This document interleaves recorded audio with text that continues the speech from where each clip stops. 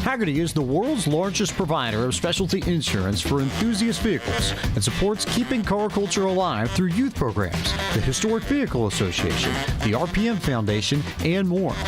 Hagerty is home to key programs such as the Hagerty Drivers Club, Hagerty Drive Share, Hagerty Valuation Tools, the Hagerty Drivers Club magazine, and much, much more. For more information, visit their website at Hagerty.com.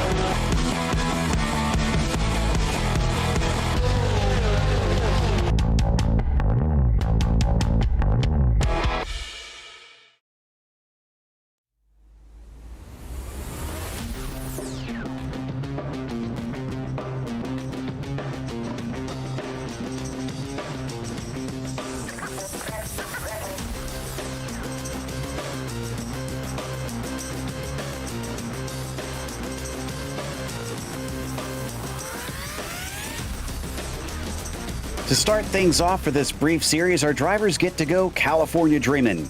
But instead of racing the scenic hills at Monterey or the Napa Valley, we're faced with the twisty, winding infield at Auto Club. Wednesday's race with the challenge and sport classes showed it's not a simple task. So let's see if the club and pro folks are able to handle it as we get ready to watch Event 2 of the 2022 PCA Sim Racing Zone Group Championship, presented by Hagerty Motorsports. Hi, I'm Joe Peak, and with me in the booth tonight is DJ Clark and Rachel Whiteford. Nicholas Weatherby is on social media along with Ryan Bauer producing, who's using cameras provided by Dougie Beer. As always, the PCA Sim Racing Series is brought to you by Hagerty. Since 1984, Hagerty has been the worldwide leader in collector car insurance. Everything they do is geared towards enabling and enhancing the experience of automotive enthusiasts and making sure that the vehicles we all love and the lifestyles that revolve around them don't just survive, but thrive well into the future. Hagerty, let's drive together. So as we mentioned, it's a bit of a lesser-known California track that we're racing today, so why don't we head off to our track guide presented by GSRC to get a better look at it.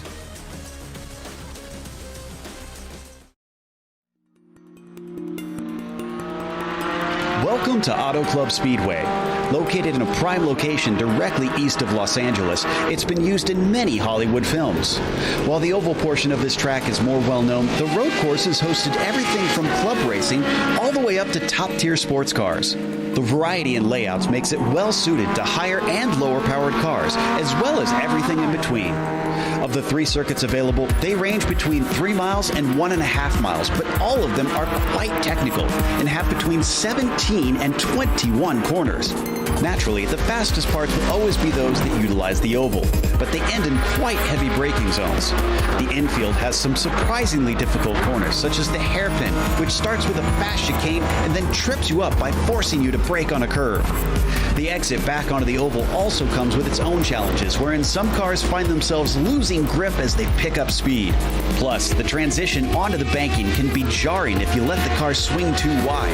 A good handling setup will be critical to your lap times for sure. All in all, the oval might steal the show, but grassroots racing has made the roadside of this venue a valuable track to the area.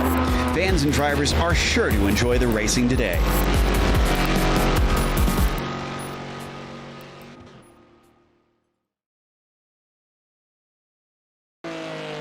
Well, DJ, I think most people tend to underestimate rovals, tend to kind of slag them off. But I tell you what, we saw last night, this place is a real challenge. Yeah, it certainly is, Joe. A couple of good overtaking opportunities, namely going down into turn 3 and 4 off of the NASCAR oval, but from there on out, it gets very, very tricky. We saw a lot of drivers having problems coming through turn 5, maybe running it a little bit wide, and then the very, very difficult sequence of 6 all the way around through turn 10. Also saw a lot of drivers carrying a bit too much speed right through there where Terrence Tong was going. That's turn 11 and 12. Got to be very careful, especially in these rear-wheel drive machines, not to carry too much speed through there. This is a real test for these drivers. They are going to have to be absolutely on it to get things right around here. Indeed. Well, they've got to be on it in qualifying for sure, as they've only got 3 laps, and we're watching Randall Ayers here as he crosses the line to set a time. We've got most of them on the board at this stage, and as we saw, even though passing is possible, Rachel, from Wednesday night, it seems like it comes with some perils, especially here along the oval down in turns 3 and 4. We saw so many incidents into there. Yeah, 100%. This is exactly where we saw a lot of trouble on the Wednesday night broadcast. It's going to be a tricky place because they're coming in from so much speed here, and they're breaking down and they're slowing down, and it is catching people out, normally through the second corner. Same thing happens with our chicane. We have a little bit further in the lap around 9 and 10. That's also catching people out. It could be the rear engine entry of the car. It is also the fact it's actually quite a fast section, and the seas are going to be tight. So the drivers are getting a little bit too hot into there, and we're seeing some moves mid there as well. So just wanted to keep an eye on it, as is the exit from the infield area out onto the main track. Yeah, it's going to be so important for our drivers to get that throttle down. Right now, Logan Grotto is currently our provisional pole sitter, but it is not much between himself and Daniel Rubel. So we're now watching Tong once again. Last time he didn't make it through the chicane. Let's see if this one's any better. And that looks better, but not all that smooth, DJ. And hopefully this is going to be a fast one for him. Yeah, he looked a little bit cautious through there, and at the same time chucking the car in, kind of a contradiction in terms of the way he took it. You see there, Tong doing a good job trying to keep the car on the flatter part of the track. You really don't want to let it run up the banking there. You can pick up some under tray damage. He's able to put in a 133.2. I don't think that's going to be too much of an improvement. Only 2 spots, but that's good for Terrence.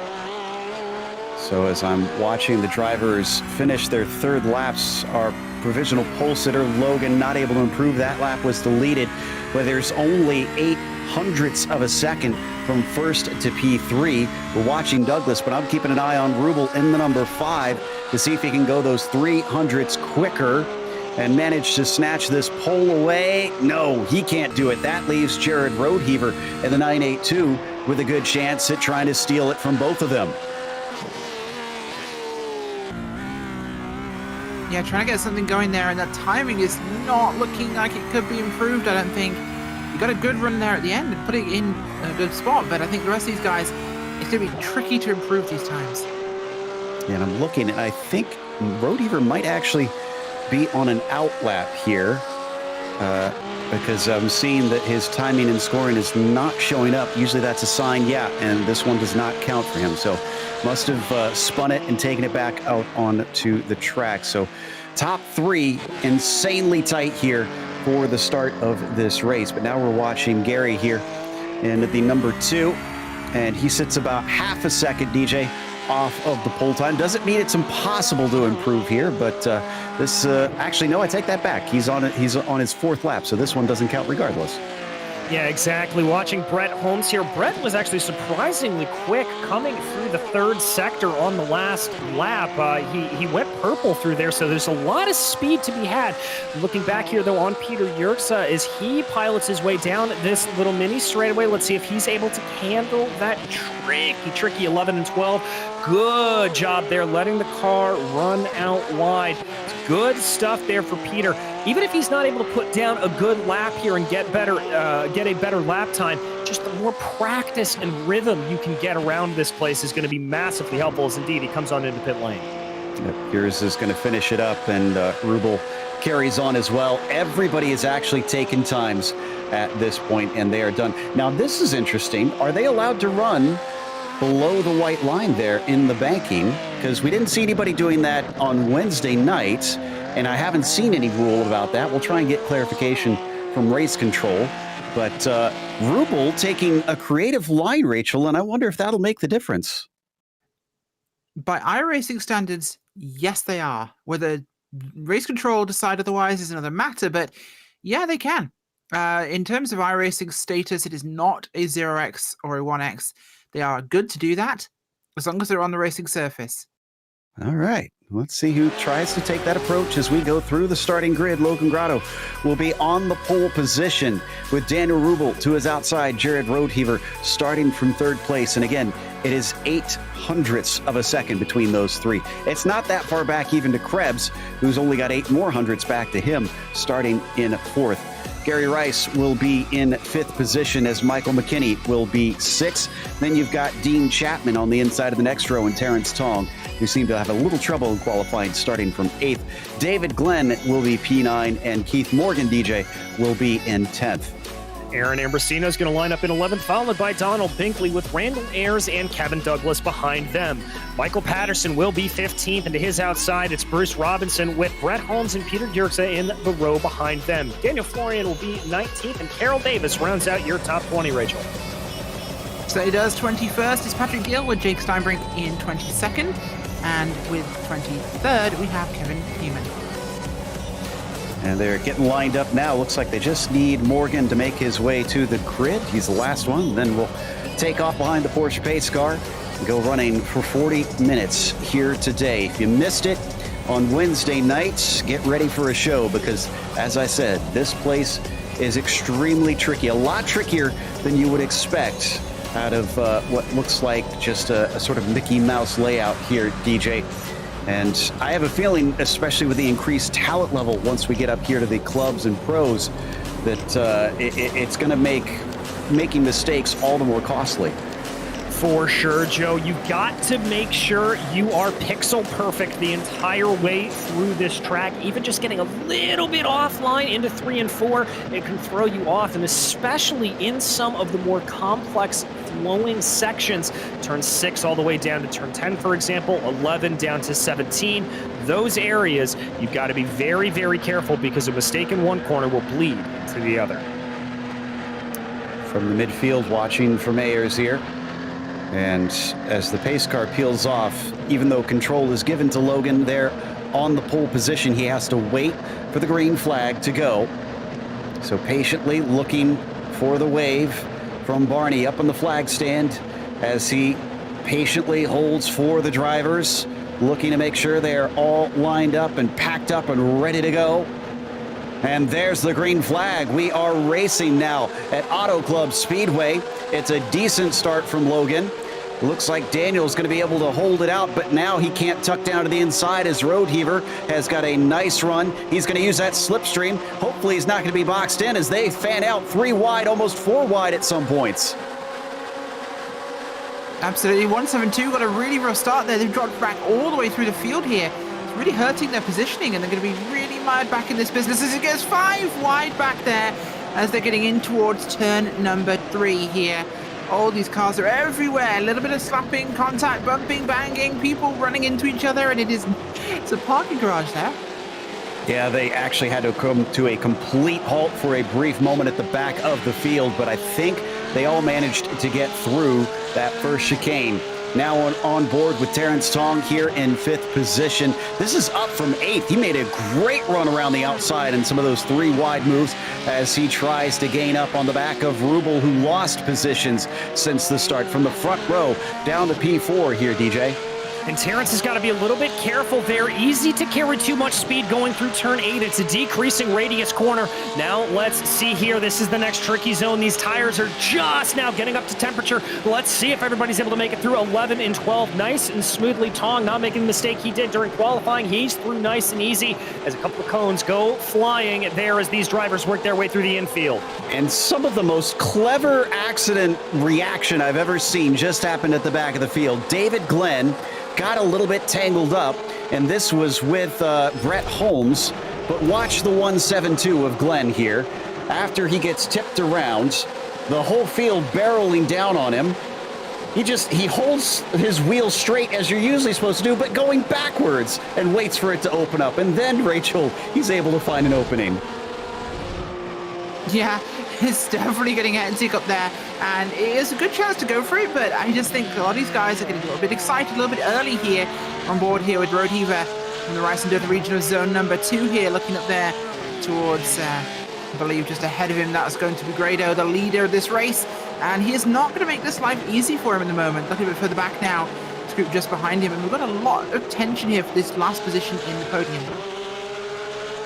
Yeah, and that looks like Rubel getting overtaken once again as Chapman's able to chop across. Single file, that puts Dean into 5th position now. This has been a horrid start for that number 5 machine, that chrome and blue car that you see there, as he just got overtaken. Because this has been now, let's see, that is 4 positions that he's lost, and we're only on lap 2.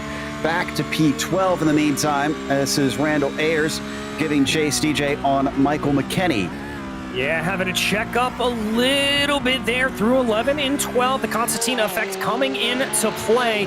Ayers just trying to keep things nice and clean. He sees a little bit up ahead of him. Lost out there coming through turn 15. He's going to want to try to hope these drivers ahead of him battle. This is a good one, though, as it looks like that's going to be Rubel trying to fight back on Chapman.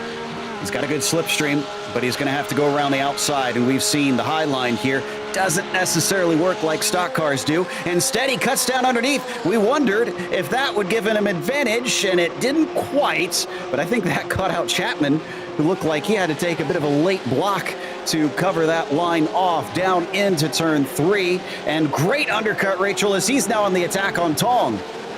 Yeah, going for it here, trying to find that opening there as well. He's got a really good rhythm going at the moment, which is helping with his race, and he'll hopefully have a chance to even use that further here.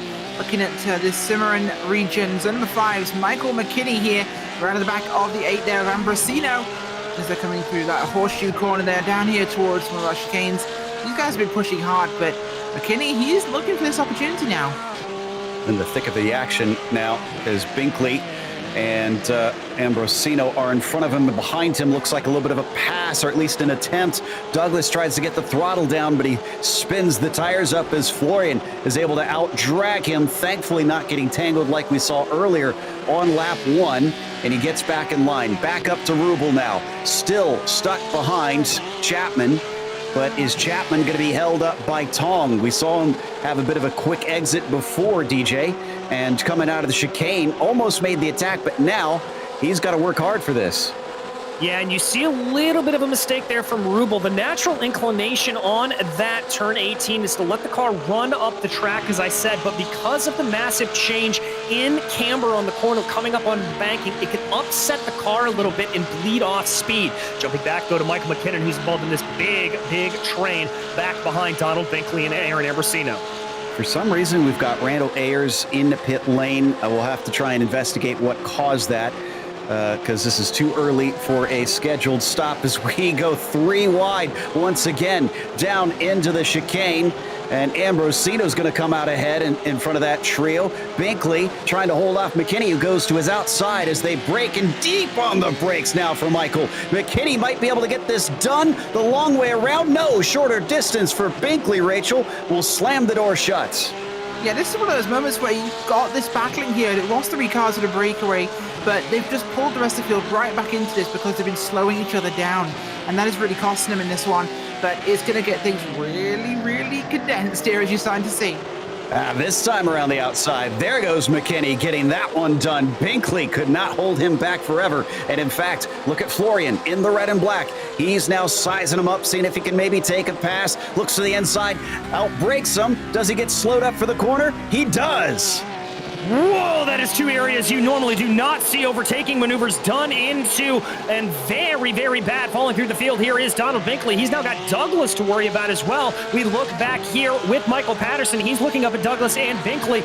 Unless I'm crazy, there is some damage to the back of Kevin Douglas's 810 machine, though. Trying to see if I can spot it, and on our cameras, it's not super apparent from this angle, but he's going to get even closer as he reels him in. And I don't think that's damage. I think that's just the pattern is having to take an avoiding maneuver. Patterson weaves up the track. Thankfully, Rachel, that didn't cause him to go all the way out to the wall. No, he could have done, and it was super close there. Look at this one, Hudson / Champaign region Champlain region even. So number 1, Tyrone Ambrosino here, just digging for this thing right now. Krebs right ahead of him there. And Volker Krebs is no slouch. That car is fast. The Haribo machine is on a run, but Ambrosino wants it. And in front of them, that is Keith Morgan, as well as we now cut back once again to the battle between Patterson and Douglas, as Patterson is right in front, but looking at Chapman instead. Back up to Rubel here, the battle for 5th position, and into the little switch back here, right and left as quick as you like, and they got to line up for the next little infield zigzag. There's many of them throughout here under braking, not able to do anything. So Rubel has gotten past, and can he hold on to it for now is the question. Well, he's looking like he may be able to, and now we're going to give some love to our leader, Logan Brotto, who has just been able to pull away here from Jared Rodeheaver. Already a 1.8 second gap. He puts down a 33.1. That is 0.4 of a second faster than Rodeheaver behind. He is in a world unto himself. Back to the Haribo machine of Krebs being chased by Ambrosino, but that looked like a little bit of a lift there. So I wonder if he's trying to save a hair of fuel as they come down around turns 1 and 2. Now he also gets all 4 wheels below the white line where there's no banking. Drifting back up to the high side, tries to outbrake him. Isn't quite totally side by side, but he does get a nose in. This is going to slow both of them up as they try to send it in deep. Florian says, thank you, I'll have a piece of this here, Rachel. Oh yeah, these guys are, oh my, this is dogfighting right here. As the 70-11, yeah, Florian looking for an opening there, dove to the inside, didn't find a way to get through there on the 8 of Ambrosino, but looking here at McKinney, he's right the back of this machine of Florian. He's got an opportunity if you can find that right positioning, but this infield section, as you see here, is that group led there by the machine of Volker Krebs in this section.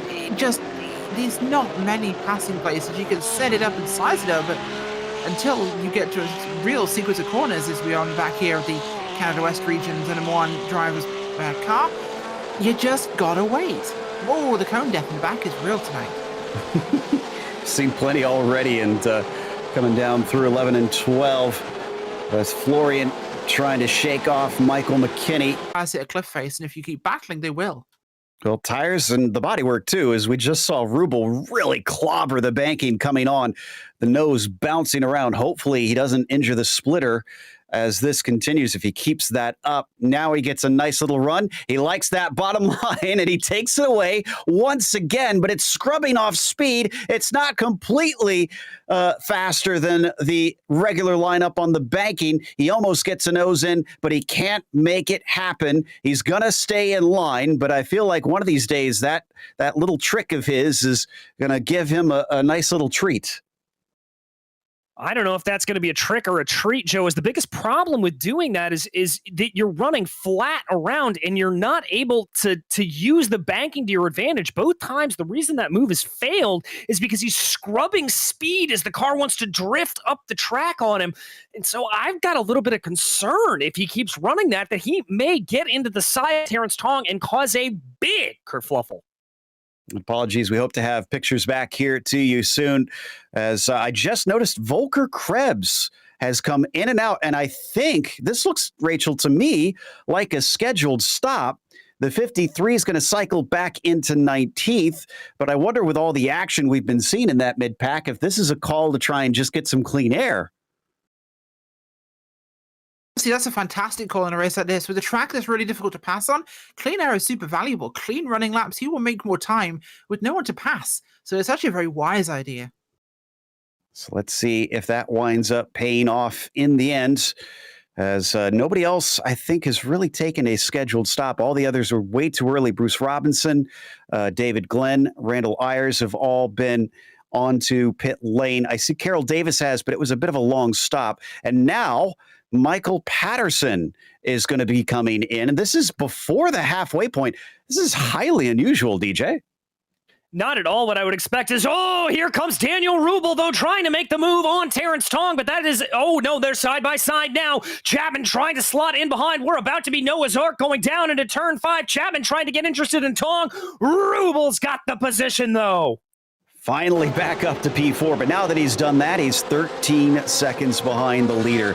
It has been a costly opening half of the race for him. There you see the chrome car leading the red, white, and blue of Terrence Tong. Behind him, Dean Chapman still close with Keith Morgan sitting in 7th, and Aaron Ambrosino is also starting to join the fun, Rachel. Yeah, it really is. That group catching up here, they've been really fighty, so I can't see this being an advantage for those two. It's just been too much battling too soon, and it's brought in a really scrappy group of cars. This is going to open things wide. Oh, speaking of wide, Chapman getting a little nudge to the side from Tong, sends him wide, and now Keith Morgan sneaks through to take 6th place. Coming back onto the front stretch once again as they try to pick up speed. None of them using that line that takes them high up onto the banking like we've seen Rubel do. And it doesn't seem to be giving them as much speed. There you can see how far ahead that number 5 is already, and he just got by about half a lap ago. Yeah, he has got some massive overspeed here, but looks like closing up is Keith Morgan on Terrence Tong. And whoa, with a little bit of a double draft, Dean Chapman, I think, a little bit angry. Oh, are we about to go 3 wide down here? Careful, boys, as they make it in. Chapman has to back off a little bit. Morgan as well. They'll revert back to single file as they come out of turn 4. And they all had to check up off the exit, too. That caused Ambrosino to have to get out of the gas as he tried not to get into the rear bumper. Once again going off into Nowheresville. Dean Chapman just struggling to find the racing line, Rachel. Yeah, what racing line? This is one of those tracks where it varies a little bit. I think people have different impressions as to where it exactly lies, but I'm seeing here with Keith Morgan from Central Indiana Regional Zone 4, going after that 13, just ahead of him, Chapman, trying to get some action here on the racetrack, trying to find a way through on that yellow car. It's been like following a cab there, as it like a cab takes out a cone. Well, Dean Chapman has got to try and get his feet back underneath him, see if he can challenge that 388. Now down to 21 minutes left on the clock. And will we see any of the others try to come in at just about the halfway mark of this race? And I'm already hearing Grotto talking to some of the lapped cars, trying to communicate which way he wants to try and pass them on to lap them. There he is right there. And that's going to be going past, it looks like Carroll Davis. Yes, it is. Davis just sticking wide there to allow for Grotto to go on through. That's going to clear up for him, but he's going to have a couple more cars up ahead of him. Looks like Bruce Robinson and I believe Randall Ayers that he's going to have to clear as well. Thankfully, not as much time behind him, but here comes Chapman on Tong. Tong holding into the inside, able to defend that line well. And Joe, whoa, with the crossover. Just about had it as well, but he got pinched out of the apex, couldn't get on the throttle. Here comes Keith Morgan. Oh, he tries to once again pinch him too, and it's not going to work as he manages to stay inside. Takes that shorter line to good advantage and just gives enough room to the yellow and white machine as we watch her on board. Ambrosino. Now, are they going to go too wide? No, I was going to say it's just a little too tight through there, Rachel, for them to keep that going through that swift left-right. Well, I've got to say, the cat on the side of Chapman's car definitely looks like it's a little excited. That thing has the zoomies, just like Chapman's car. And right now, Ambrosino's sitting back there watching this whole thing go down, and he must be wondering what is in their minds. These guys are going for this thing. How many lives does it have left? That's the real question, because they've certainly been putting these cars at risk here today. And now coming out of the final few turns, Chapman has been sent down into 7th. That's actually only one position away from where he started, P6, and he's going to elect to pit in this time, DJ. All right, so opting to go with a little bit of a strategy, and as we talked about, there's a 50-50 play when it comes to that strategy. Yes, you're able to go faster through the infield section, but you will lose the draft a little bit, so we'll have to see how it plays out. Riding on board with the 1-1-1 of Patrick Gill, though, as he looks like he's got a little bit of speed over Peter Yerza. This could be some fun here. A little bit farther back in the pack from what we were watching before. Patrick Gill looking on the high side. Into the braking zone now for turns 3 and 4, and once again seems like that driver on the outside has a great advantage under braking, but not in the second part of the chicane, as he just doesn't have the arc for it. And there goes Yerza in the distance. Yeah, trying to find something to go with there, and these guys are putting this one on.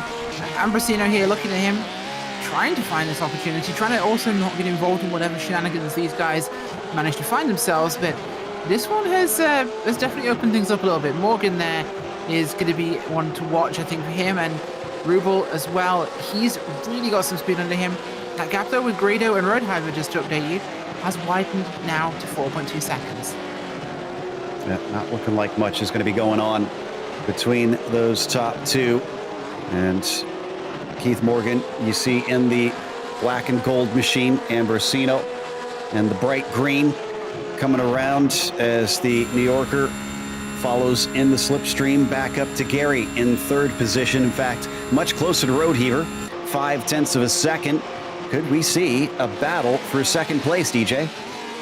I think we very well could, and this kind of came out of nowhere on this, but looking at the lap times, it just looks like Roadheaver has been slowly losing a little bit of time to Gary Reese. A little bit of lap traffic coming to play in that as well. That's Carroll Davis right up the road from them that they'll have to navigate here, and this is where they do not want to catch him coming up through 6, 7, and 8. Well, this is going to be bad if they find themselves having to try and go around. But that said, these drivers are very knowledgeable in what needs to happen here. And Ayers is off to the side of the track. So that's another lapped car letting them through. Roadheaver just ahead. Or excuse me, Davis just ahead of Roadheaver. And he's going to stay off to the right-hand side. This should allow him by. Nice little lift. One, but not two. Will he be between them? He tries to let them both through. That puts Gary offline. And the number 2 car, unfortunately, all out of sorts through there. As now we head back to Steinbrink. We do indeed. Steinbrink going for something here. He's right behind McKinney, and he wants to shake that place away. It's going to be for the 11th place here, heading towards that top 10. The cars ahead of him are still in sight, so plenty of opportunity if you can get through there. But right now, looking for an opening that doesn't quite exist. Just not enough of a gap, not close enough to try and make it stick. McKinney, you see in the pink and white just up the road from them, and one of them is going to duck in. Looks like Donald Brinkley going to be the latest one. Kevin Douglas in front of him as well has taken to pit lane. But watching the remaining cars carry on, and it looks like that is Steinbrink there, who is going to get, at least temporarily, DJ promoted up to 10th. Yeah, but he's got to be very careful. You saw him coming up onto the banking out of turn 18, and that was a clobber, if I have ever seen one, to that front splitter. Doesn't appear that he's got a lot of damage on it, but there could be some underfloor damage if he's not careful. You've got to be very, very cautious coming back up onto the banking, as it can bite you. So as we head over to Ambrosino, still in the 7th position. The trio that he is a part of includes Morgan and Tong still. 15 minutes left to go. We're getting to the end of the pit window. We're expecting many of the drivers to now come in and take their stops. And looks like Binkley's back out. He's going to return in 17th, I can see. Keep an eye on these 3. Oh, and a great cut back there from Keith Morgan. Doesn't look like it's a long enough straight, though, Rachel. Will we see them in this time? I think we're going to have to at some point. It's got to be imminent. These guys are definitely running down on their time. 1 and 2 and 3. All of them are pitting in, and that's the end of their pit window. But Florian carries on beside them, so he keeps going. Looks like Grotto, Roadheaver, Reese, Rubel is still out and rolling, and I think Patrick Gill is able to keep it on for another lap. So it's very much split in half for this lap. Yes, it is. I imagine that we'll see most of the drivers coming in on this next lap as we continue to follow around here. This is the part where that strategy really comes into play, Joe. Riding on board with Yurza, this is a battle that hasn't pulled on in yet, trying to get by Patrick Gill.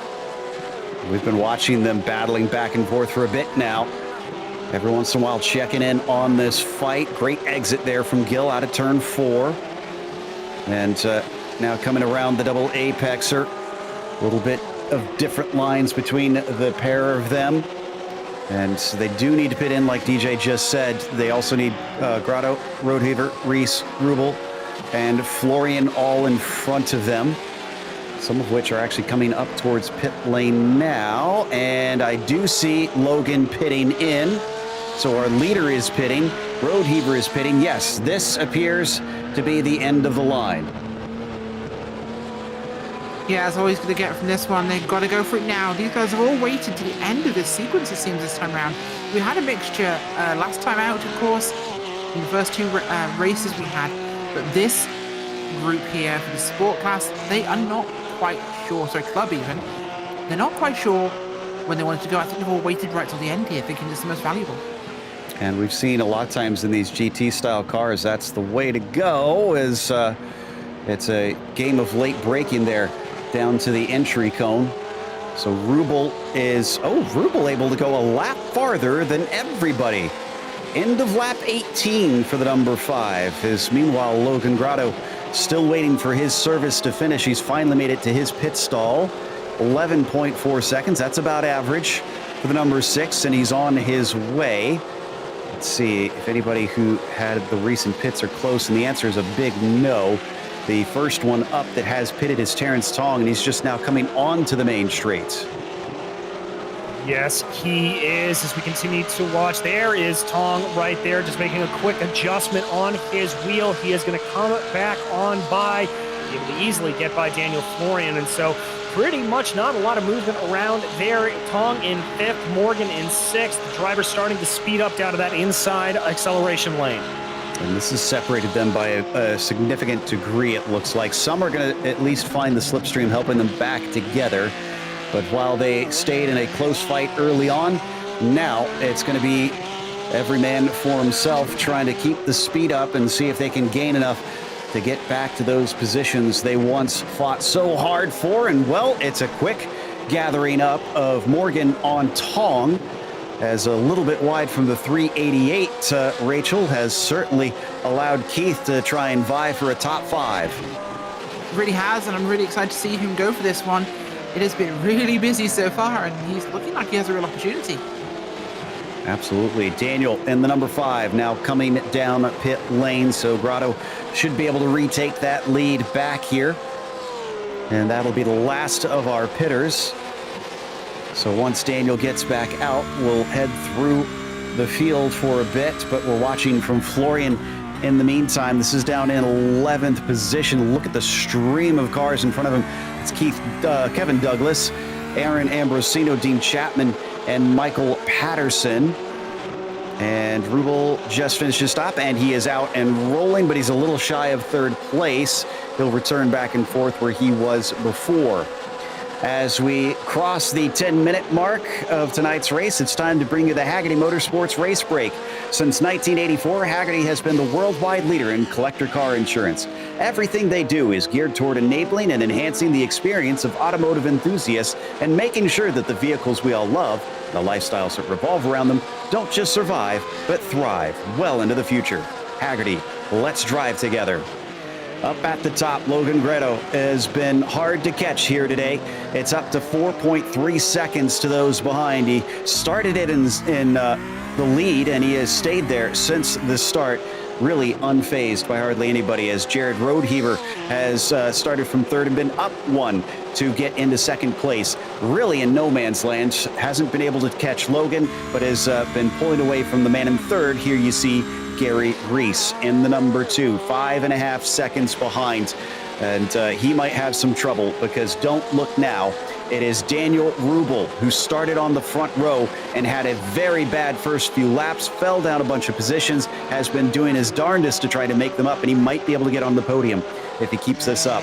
Behind him, Keith Morgan. Man, those pit stops were not kind to the 700, because he was a lot closer in fighting with Rubel before them. So it's a whole 11 seconds between himself now and that number 5. After that, you've got Terrence Tong in the 6th position. Another one that's been in a lot of action as we take a look at his onboard cam there briefly. Began this race in 8th, so he is at least up 2 spots, but it's been up and down. Meanwhile, in 7th, it is Michael Patterson in the number 29. Patterson has his hands full, because behind him he's got a hungry Dean Chapman and Ambrosino. Chapman, running in 8th, has a fantastic little go here, but I don't think he's going to be able to get the overlap down into the chicane unless he can get the cut back, and it doesn't look like that is the case. That takes us, DJ, to 9th place.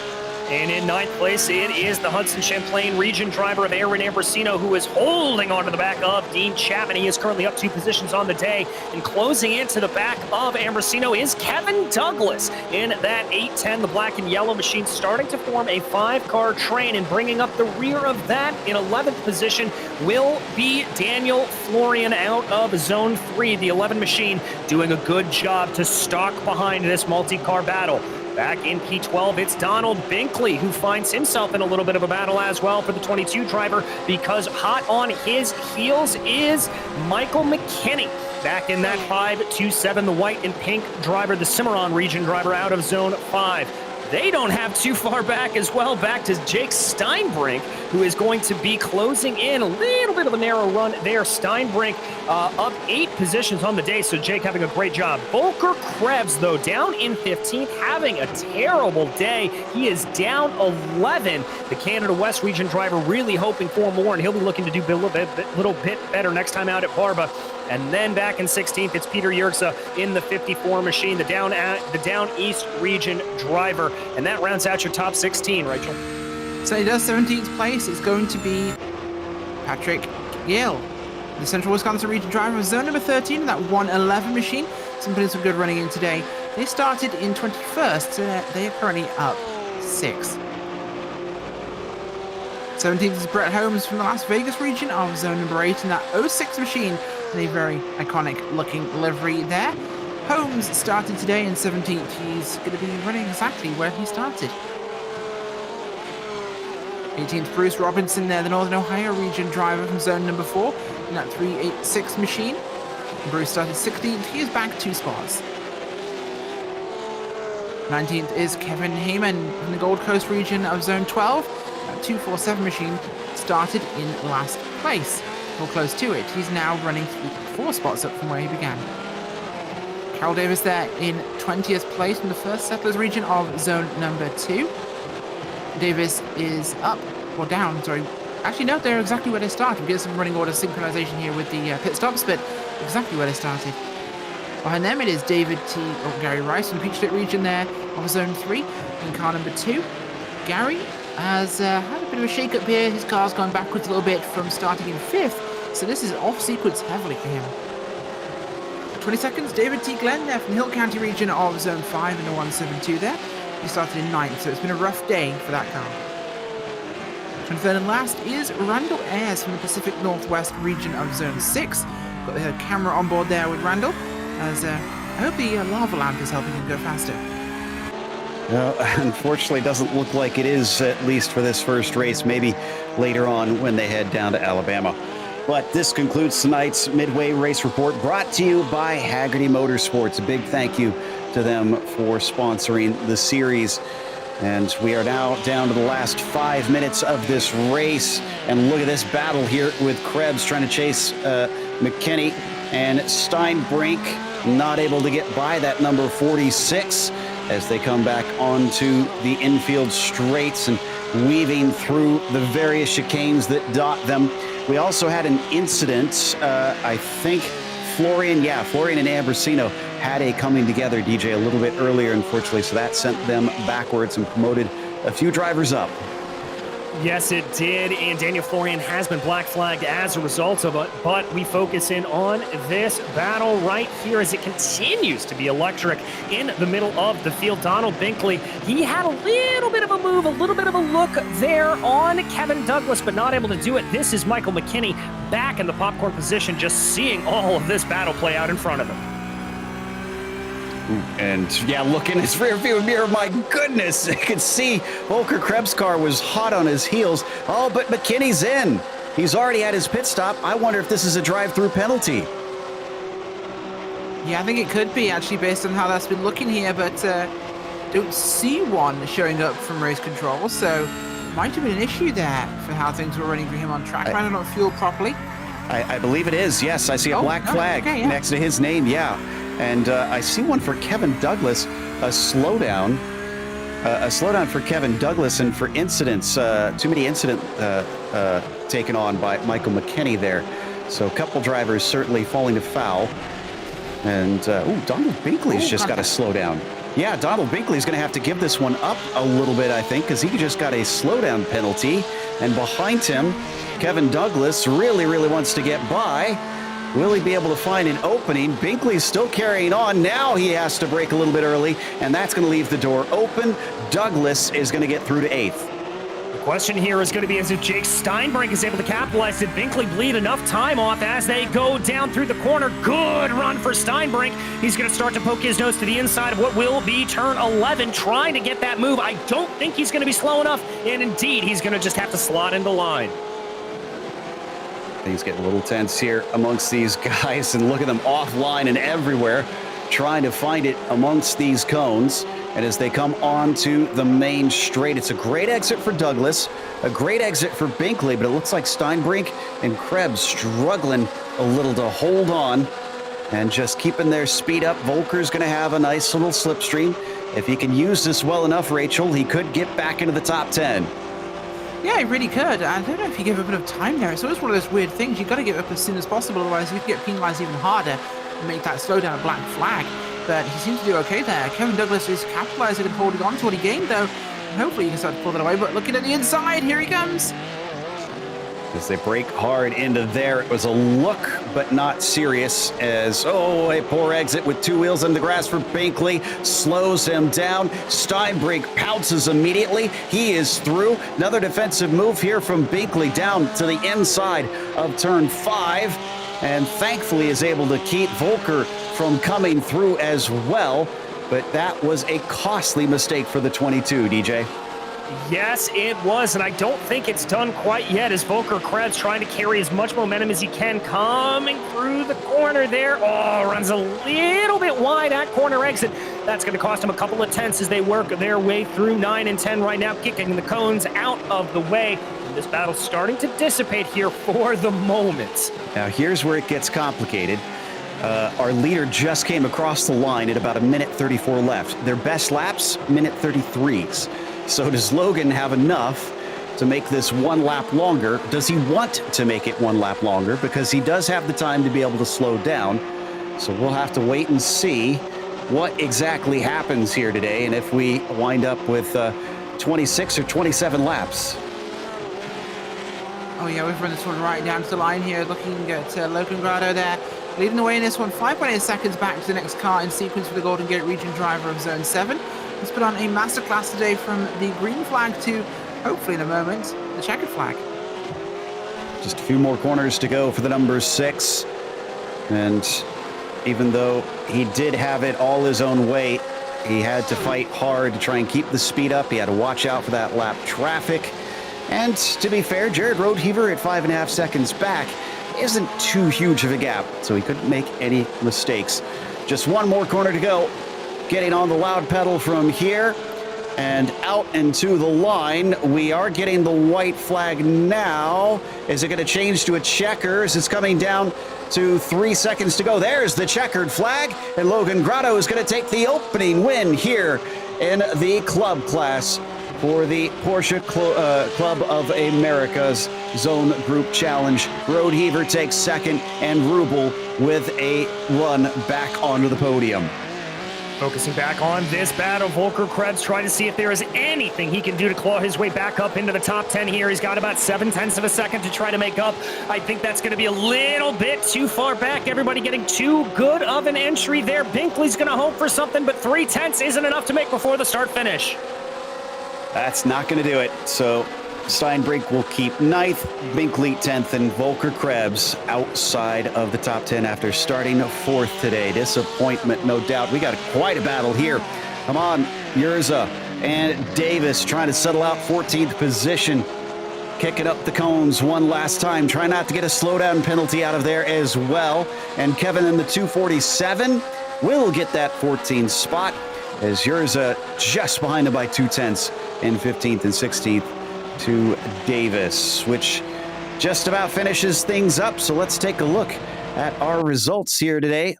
As we mentioned, Logan and that number 6 taking a victory in event 2, as Jared Roadheaver finishes P2 starting from third, and a reverse for Rubel going from second to third. Keith Morgan finished in fourth, up 6 spots. Nicely done. Terrence Tong was P5 as Michael Patterson finishes sixth. Dean Chapman, a 7th place, exactly where he began this thing. Kevin Douglas from 14th to 8th. And then take a look at Jake Steinbrink, 22nd to 9th place. And then he was followed home by Donald Binkley, DJ, to round out our top 10. Volker Krebs not having the day he would have liked to come home in 11th, followed by Brett Holmes and Patrick Gill. Peter Yerza able to hold off some pretty fierce attacks there from behind from Carroll Davis, with Michael McKinney behind him, Bruce Robinson 17th, and Kevin Haman, the last driver on the lead lap. Gary Reese and Aaron Ambrosino 19th and 20th.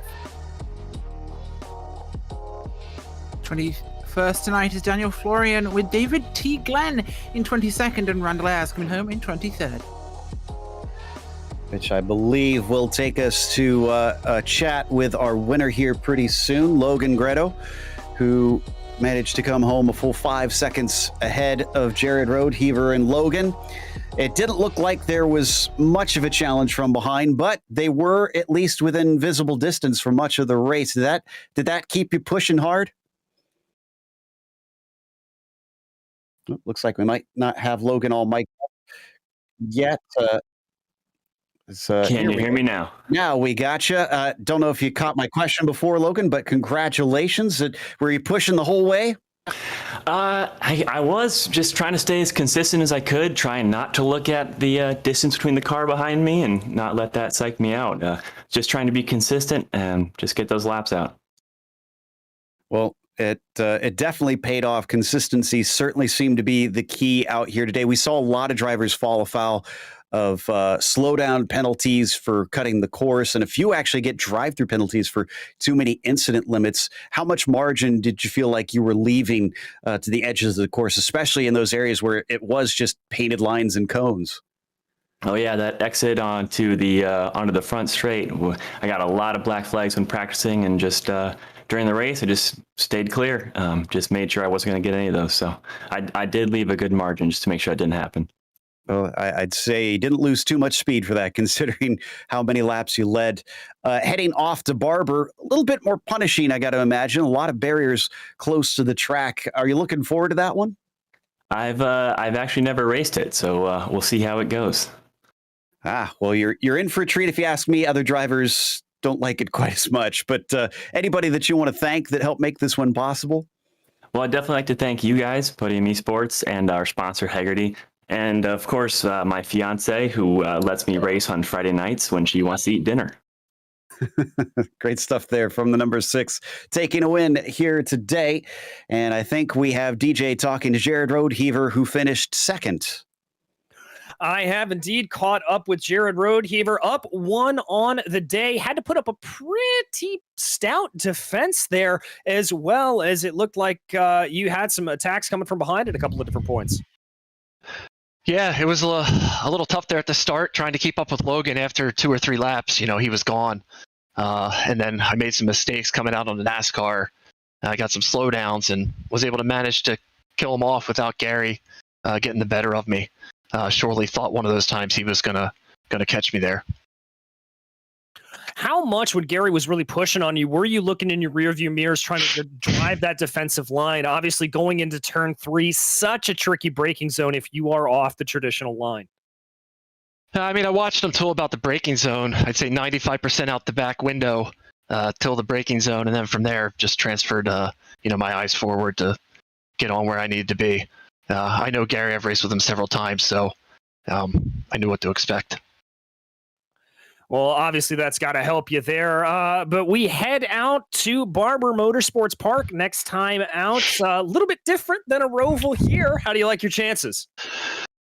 It hasn't been my strongest track in the past, but you never know, right? So just try to put together a good qualifying effort and be in the mix, towards the end, keep it clean. I guess that's all you can hope for, Jared. Anybody you want to thank for this second place here tonight? Yeah, I mean, there's too many to list, obviously, but first of all, the whole PCA Sim Racing League, all the volunteers that help out, my zone group, all those guys, we race together all the time. And then the Reason Toter crew, so Gem Pop Racing, Shantytown Racing, all those guys, we spend a lot of time together. So thanks to all them. Well, thank you and congratulations once again. That was Jared Rodeheaver, your second place finisher on the day. And now, Rachel, I believe you have caught up with Dan Rubel. So you have Dan, a fantastic run out there today. Really busy on track for you. You had a lot of battling going on here. Just what is it like racing around this place? It's an adventure. I think at the start, it's a bit of a roulette wheel as you're trying to make position through turns 3 and 4, and then I got behind a little bit of traffic, and to your point, was battling the rest of the way. But it makes it a lot of fun, and always a good time when it's clean racing, as we typically have here in PCA. So big kudos to all the guys around me, and as we were battling through and doing it without trading paint. That is, of course, the optimal outcome there. Anybody to give a shout out to or thank? Yeah, I'd like to thank the Reason Toter PCA crew. Just a great group of guys and gals, and we spend a lot of time practicing together, honing our skills, and have a reputation for being one of the fastest, if not the fastest, region in PCA. So glad to be on the podium representing Reason Toter. Awesome. Well, thanks for joining us tonight. Daniel Rubel coming home in third place. Thank you much. And that will wrap up our interviews and our first race, but there's more to come here at Auto Club Speedway for the PCA Sim Racing Series Zone Group Challenge. Stick around because the pros are up next in a few moments.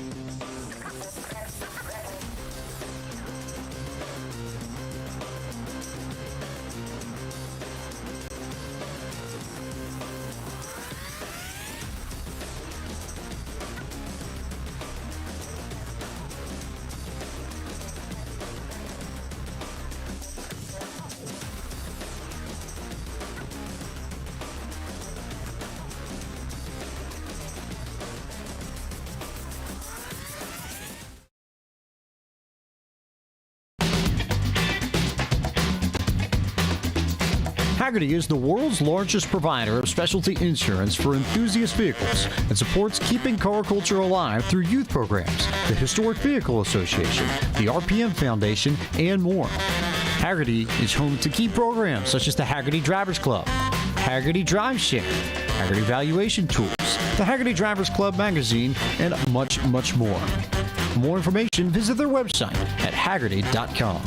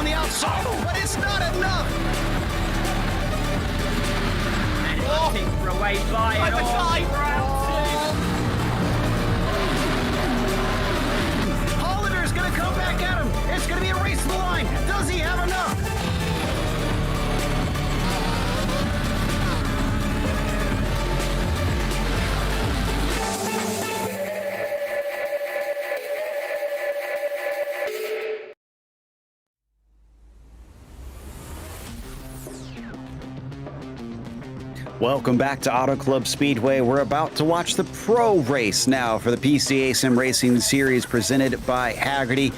The Zone Group Challenge has given us 3 fantastic events so far, and now we get ready for the big show as they are out in qualifying now, but don't have anybody able to set a time quite yet. We'll let you know as soon as they start to get some on the board.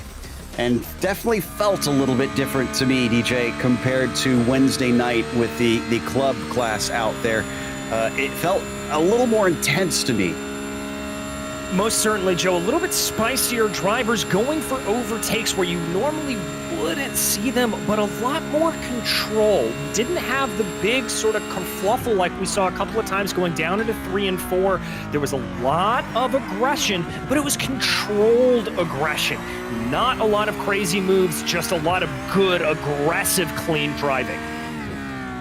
Chris Braun in here on one of his laps, his second lap actually, as his first one was good enough for second place. Nicky Chan, though, has put it provisionally on the pole. Not as tight as what we witnessed, Rachel, at the qualifying for the club region, but still only about a 10th in it as we hop back to Rava here, who's 22nd, in fact, last of the drivers to have set a time currently.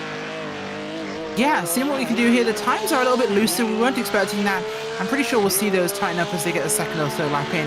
This is going to be our first time lapping for a load of these guys, so it'll definitely make a difference. So watching Rava's on board there. It is tight. I'm looking from 4th down to, wow, about 13th place. There is 0.3 of a second in those 9 positions. So any of these second laps could switch it around. So we're going to watch Craig, who is in amongst them. His second lap, a 32.8. That's a 10th quicker. That's going to get him into 4th place. Amarim now jumps up into 3rd position in the number 21. So yes, it is all changing around DJ now as they get those second laps down. Kostanak able to jump into 4th. I see Oregon Gerlap up into 7th. James Huth into 5th. A lot of good movement around here. Drivers just continuing to put down faster and faster laps. And between Nicky Chan and Chris Braun, only 0.1 of a second. Things are very, very tight at the top. One of our newcomers here, Shea McNeely, who finds himself sitting in 15th after his first timed run.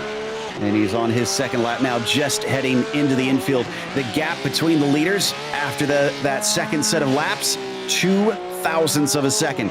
That is a little bit closer to what we were expecting amongst the front runners. And that means, Rachel,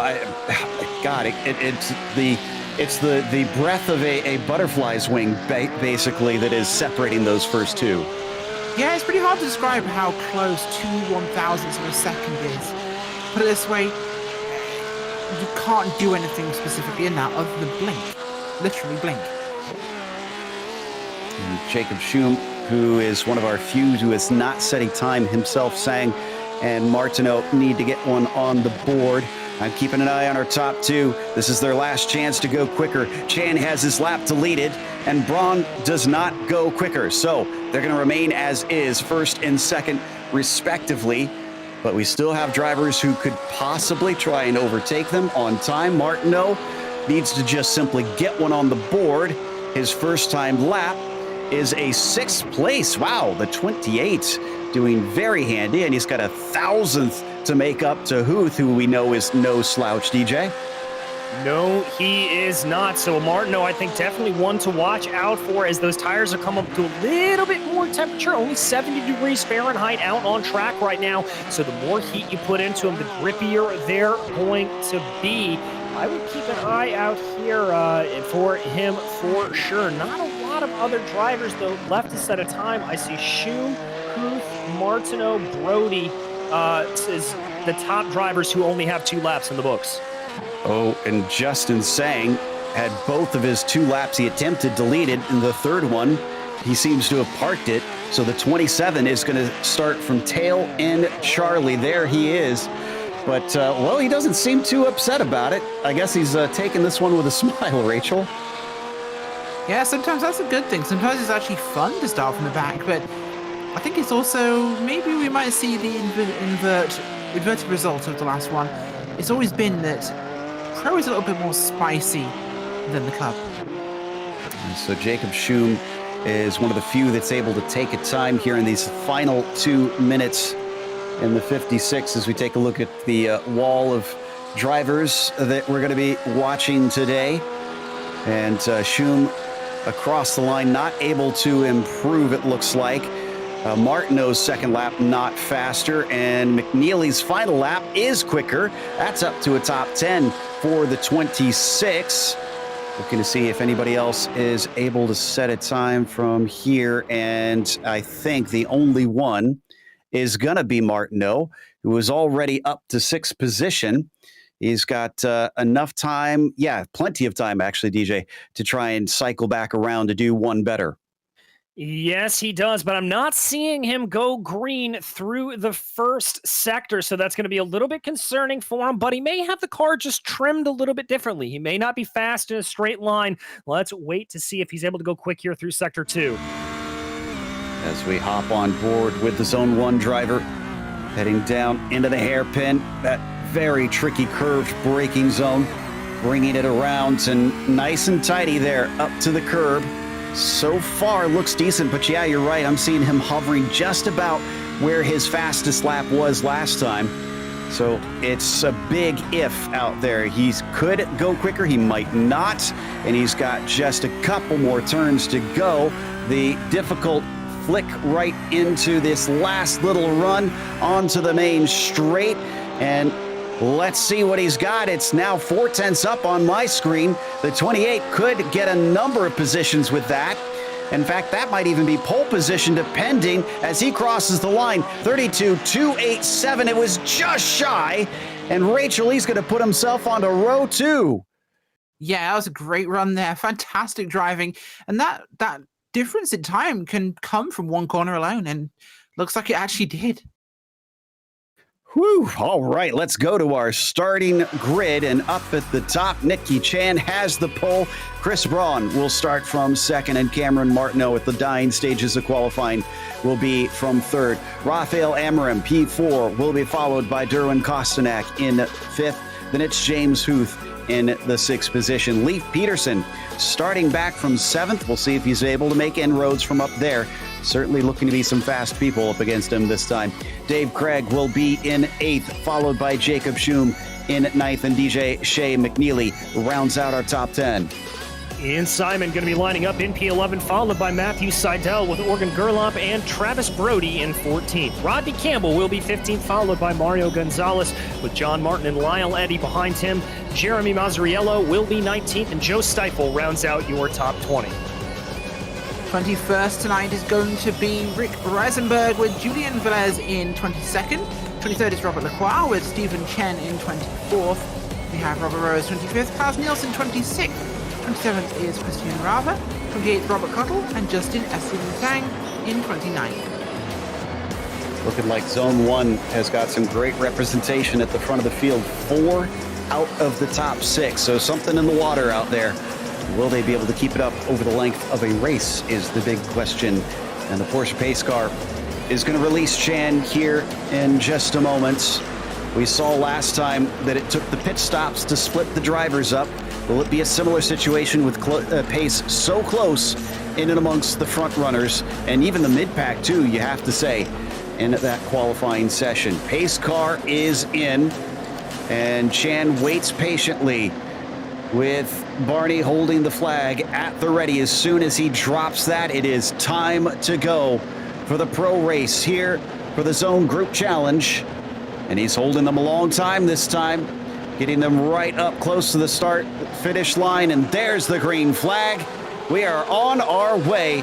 It's not the best of starts for Chan, but he's boxing in Martineau behind him, and Braun didn't seem to get a good one either, DJ. No, he did not. Braun almost looking down to the inside to see if there was anything to be happening there as they work their way through. Here comes Martineau. Now down to the inside, trying to see what he can do. They're going to be multiple wide as they get onto the back straight. Oh, and there's some contact, and Martineau gets shoved into the wall. Oh, unfortunately, it all unravels at the first braking zone. Everybody else packs up and keeps from making contact, but poor Martineau is the odd man out. Just one of those circumstances. Unfortunately, that really hurts him, though. Oh, I feel for the guy, because that was one of those awful situations. Their replay here as they're coming in. This is our tricky corner. Looking back here from Cameron Martineau there. I don't think this was his fault, That's though. not Cameron Martineau. No, yeah, just got a tap. Oh, he got helped there. Oh, that's awful to see happen. Completely innocent in that one. Just someone behind did not check up enough. And also James Huth had a spin coming out of turn 6. So that turned him around. Other than that, it looks like everybody else is able to carry on. But 2 of our very, very fast drivers are now facing a very difficult hill to climb. And looking at Schum, who is promoted up into 7th after that start, 9th place position on the grid for him. He's already trying to see what he can do on Craig that you can see in the yellow and black in front, DJ. Yeah, and Craig looked like he took turn 18 a little bit wide, trying to just break that draft. I like that move from Schum, diving down to the inside. He's going to go. All right, that is a new line there from Craig. We have not seen it. It's a slowdown for Craig. He went a little too wide, and he's going to try and give it up as best he can. But look at that, 1 car by, 2 cars by, maybe even 3. Ian Simon is through, and so is Brody. Barely, unbelievably late move there from Brody. Oh, that was super close. Oh, gonna hold on to their pants for this one because this thing is getting windy. Right now, we're diving to the infield here, and these guys are absolutely on a different level. This is much already more excitable, shall we say, than the club race. Nicky Chan here in that 000 going for this thing, and they're being haunted by Chris Braun. Indeed, he's not letting up. He may have started back there in second and seen it started to drop away at the start, but he is still in the hunt. It's Kostanak behind him, you see in the white and blue, who is also in the hunt here. Then they've got the red and white of Amarim giving chase as they get ready to complete lap 2. This front 4 pulling away slightly from Leif Peterson, who's been promoted up to 5th since the start of this race. Started it in 7th. He did lose a position on that last lap, though. And we come back to Sidal here, who is in a bit of a fight for 17th. Lost a lot of time there through 16 and 17. Not sure exactly what happened to him, but you can just see the gobs of time that he gave up there. So that is a big, big thing. And then Craig, I think Craig got another slowdown. I'm not seeing it. He may have. Yeah, you're right. He did get a slowdown. I was afraid maybe he slapped the wall or something. Yeah, he just had to pull off the racing line. And he's pushing the limits a little bit too hard in some places. Must have been before that, because he didn't look like he cut any of the track there. Now, yeah, there he goes. Just pulls up and lifts off, and everybody flies by. Unfortunately, that sends him all the way down to 19th. Remember, he began in 8th here, Rachel. Yeah, that's a big mountain to climb now. These guys are already shuffling all over the place. Got a feel for him there. That's not an ideal position. Dave Craig, though, is really doing what he can to try and recover this thing. It has been a very busy day, but he will fight his way back, I'm sure, as the race is certainly not over yet, and by how spicy we've seen it, a lot of things can change. Indeed, trying to help out Zone 2 there in this zone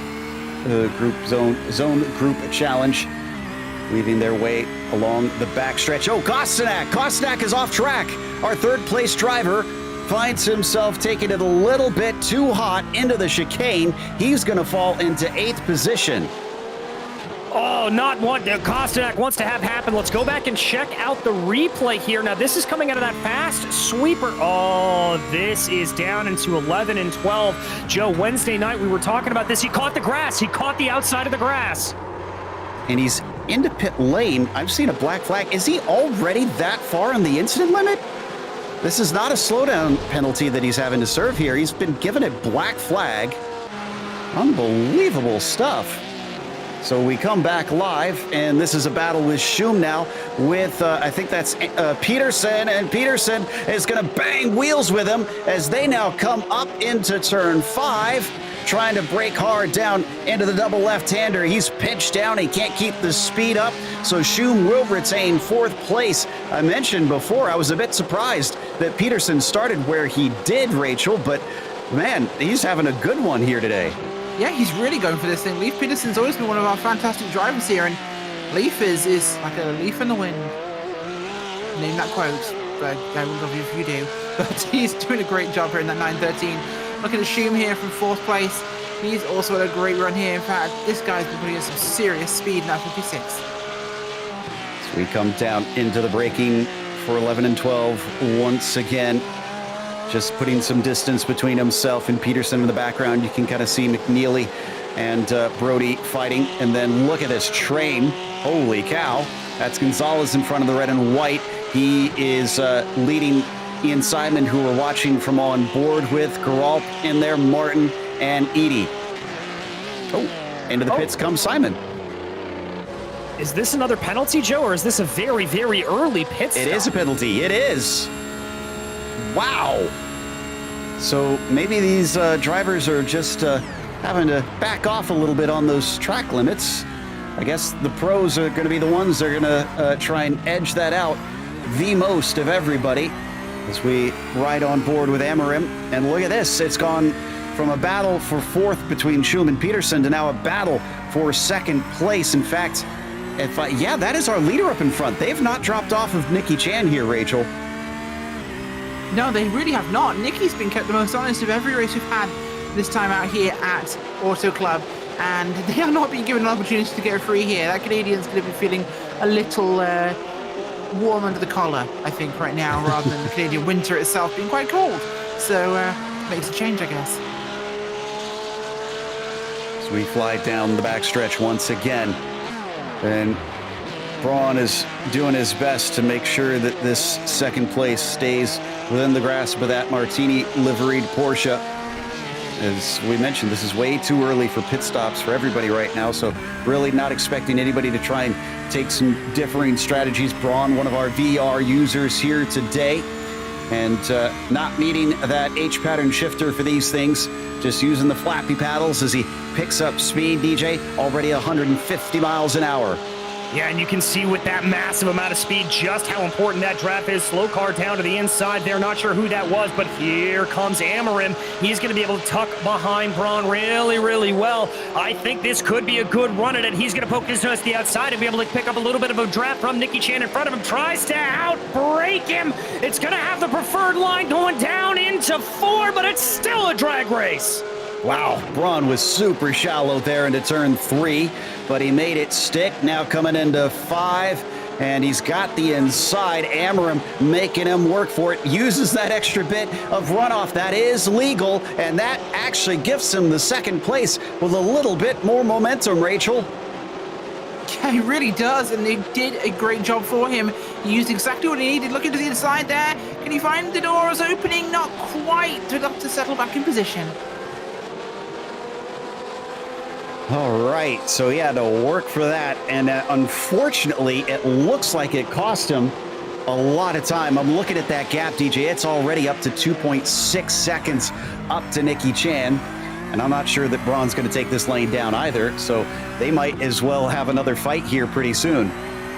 No, I don't think Chris Braun is necessarily worried about that. He just wants to get himself back into that second place position as quickly as possible. You can see how low he's taking it, nearly clipping the grass there down through the D oval, really hustling it along, but he's about 0.6 of a second back. I don't think he's going to be able to make the move going through turn 3 and 4 like we saw Amorim do on him last time. Yeah, that's just a bit too much to ask for, unfortunately, as we check in on 11th place, trying to vie for 10th and 9th. Geralt is the one you see at the very front of these three. In the middle, that is Martin in the green car.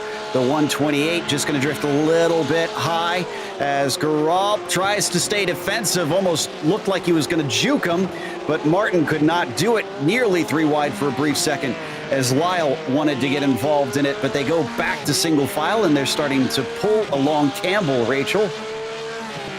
Yeah, they really are trying to get there towards Campbell, and this could be a real nerve-wracking moment for the 62 machine. He's trying to do what he can to hold this baying mob off, but they're all coming for him, I think, at the moment, and it's going to be tricky to stay in line there. Had a bit of a spin. Not sure if we need a replay of it, but Stephen Chen, a little bit of a touch to the grass and hit the barrier coming into the infield. Oh, Peterson's falling down the order. Peterson has spun off the track. Leif Peterson finds himself on the outside of the hairpin, having to allow an immense number of cars go by. And now he returns in 22nd. Let's check out, DJ, and see how this happened. I've got a sneaking suspicion here, Joe, that he just took a little bit too much speed into the corner. Oh, a little bit of help there. Excuse me. That was the 87 that got into the side of it. That's Simon, and that was a lapped car, so that wasn't even for position. Oh, my goodness. Ian's not going to be making friends out here today. Oh, and then almost a touch there. That was Brody in the 20, who I think nearly made contact as well. And that changed things very fast for a number of drivers. They're rating the likes of, that is Sang here that we're watching with Mazzariello chasing him. That's for 8th position. Sang continuing to gather up spot after spot. And I got to wonder, how high can he go? I'd have to check his practice times because I'm not exactly sure where he should be sitting here. DJ? Oh, Joe, we have got to go to the battle for the lead because it is on right now. Rafael Amorim trying to throw a big pass down to the inside of Nicky Chan. Not able to make it work, but we've got a race on our hands. We do indeed. Half a second between them. Braun just behind, back in 3rd, giving watch, hoping that they'll do a little bit more of that. And coming now into the left-right flick, leading them down to the hairpin. The 21 just sticking right behind the 000 at every opportunity. I see a couple other drivers pitting in. So will we get yet more of them that will dive off into pit lane, especially with cases like this, Rachel, where maybe they could try to get the stop with the leapfrog? I think it'd be a good opportunity, especially if you are stuck in traffic right now. That would be a great time to come down pit road. It will get you out, hopefully, those fresh tires in better traffic and cleaner air, which gives you a better chance to run. So I think it'll be an advantage, but with the drafting potential here, it could be an idea to make sure you go with a friend. Indeed, back to Edie once again as the 79 is chasing McNeely and Geralp, and the 734 certainly has his work cut out here. That's Simon in front of him. That's the lapped car, so that's not for position. And they'll start to pick up speed. None of the 3 electing to come in. There's about 3 to 4 tenths between each of them, but it does, DJ, look like McNeely has the better run of the trio. Yes, he does. Trying to close in on the back a little bit on Gerlach. That gap coming down underneath 2.5 tenths of a second. This is going to be tight as they exit the banking here on NASCAR 2. You can see McNeely going very, very wide to try to come down. Whoa! Getting a little bit hairy there. Geralp going defensive, and thankfully the 2 did not make contact. It's so wide on that entry. And as they now fly towards turn 5, Lyle just watches in that orange number 79, waiting for the chance. We come back to Amorim. 3 tenths still between P1 and P2. Rachel, I have a feeling that Chan is going to have to defend with his everything if he wants to take the win today. I don't think you're even slightly wrong in this one. Nicky Chan has been kept honest this entire race long. If it wasn't Braun, it's now Amorim. And they are not letting that Canadian get away here. It is absolutely hot stuff here. They go a little bit of a bobble almost maybe there from Chan. They seem to have a very rough exit out onto the oval, but they are not being allowed to even get anywhere with this. They're holding to hold this thing as low as possible just to defend. And the Georgia driver is right up on him, but that looked like a little bit of a lift to me. Is he trying to wait for the right chance coming down into the braking maybe? He still is line astern, nearly pushing him off the corner, defending to the inside. Chan extremely shallow. Amorim trying to open it up, and he just gets fed out into the shallow line. Not going to be able to get it done. No, look at the exit. Oh, it almost gets fed off into the grass now, and things are getting very rough between them, DJ. Very, very rough indeed, and I was going to say that was a brilliant move there from Amorim to try to poke his nose down to what would be the inside of turn 5, but very, very stout defense from Nicky Chan. Chan does not want to give up this top position, and Chris Braun here just licking his chops as he is now about to make this a 3-car battle for the lead. Wow, this worked out perfect for that 258 machine, and this is going to be fun to watch, no doubt, and we still have those pit stops left to go, which could absolutely change this order, even with a couple tenths different in your stall down through the little bus stop chicane that they have here that leads you out onto the oval once again. Any of them gonna duck in now that we've passed the halfway point? No, all 3 stay out, but Amorim with another great run. Last time out, Rachel, he got fed out to the outside twice, almost in 2 corners right there. Are we gonna see the same thing, or is he gonna be aggressive? I think we could. It's going to depend. I think he's going to try and look for it. Amarim is hungry here, and I think he has the opportunity if he plays his cards right here. I think it could be an outside run. Hold the outside, hold the second corner there, but he's just going deeper. Let him go. Can't let him go. He's able to get through. That's going to be the lead to Amarim. Chan now has to fight off Braun as well. I'm kind of with you. It almost looked like he just did that a little half-hearted, braking too early down into the chicane.